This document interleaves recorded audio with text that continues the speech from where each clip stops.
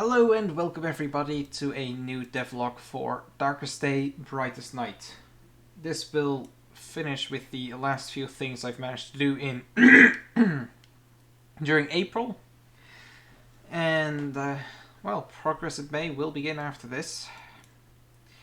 So yeah, last devlog I explained the way I managed my level templates and how I was able to start on the level editing part of a development process. And I also explain a bit of what I try to do with the attack system for the player, for the light-sided player. And it's been 2 weeks. I did not continue working on development, on level editing. Rather, I actually found a solution to my issues with the player attacks. Like, I was thinking of using kettlebell romp spines because they allowed me to path the projectile through a point fluidly. That point being the opponent that you target. However, because the player was supposed to move, I had to update it dynamically, and there was some other stuff that I wasn't able to implement with kettlebell romp spines. So I decided to swap over to Béziers, which are far lighter performance-wise. So there's that.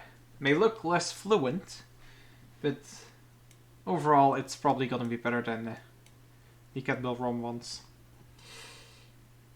So yeah, what exactly does it do? First of all, the player will now spawn in an attack handler, which is a neat little object that will take care of the attacks, because this attack system is specific to a single instance of the player.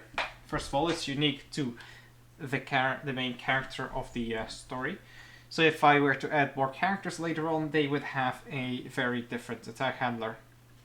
Secondly, it's only applicable to the light version, not the corrupted version of the player. So that's why it's all handled by its sub-object.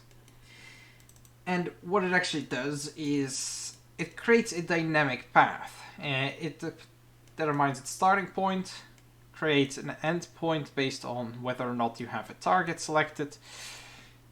Then it uses a fancy complex algorithm to create a control point in between the two places, using lots and lots of trigonometry. And it cost me a lot of headache to create.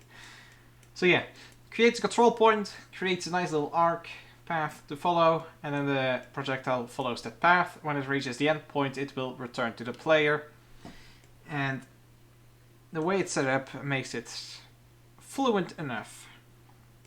Could make it more accurate as well, as in terms of speed, because the way Béziers work, it's kind of difficult to get a constant speed for your projectiles, especially since it's impossible to create the perfect arc length of a Bézier.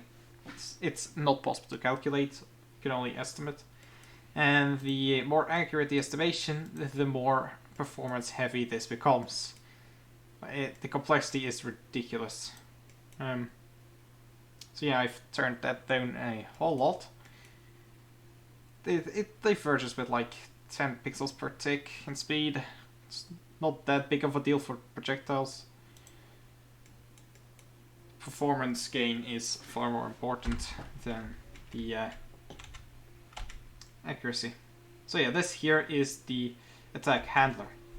This is a target dummy I created, and if I attack, projectiles will automatically target the nearest opponent if none is selected, and then travel back. They will go through the ground now. I will have it attack point moved up from its origin point to somewhere on its body, so it doesn't travel through the ground. Yeah, you got 3 orbs. You can fire them. They'll automatically follow the player. If you move, they will track you down and keep swarming you until they reach you. Then you can also target them. This is a special target orb. Will stay on the target. All of the orbs will automatically target this target orb. Because it also is one of the orbs you command, you'll only have 2 left to fire, but those will deal increased damage to the opponents because you predetermined your target. You can also have your target returned to you by simply ducking, and then the target will automatically follow back towards you. There we go. A neat little side effect is that you can fire while your target is mid-air, and your projectile will automatically target your target orb while it's still flying. I'll leave it in. It's not that big of a deal. Could create some unique gameplay experiences for more advanced players. Let me remove the dummy for a second so I can show the last part of this. This room. Disabled. Yeah, if there's no enemy, it will default to a point that is approximately 5 meters away from the player. Target orb cannot be fired at all, because there is no target to select.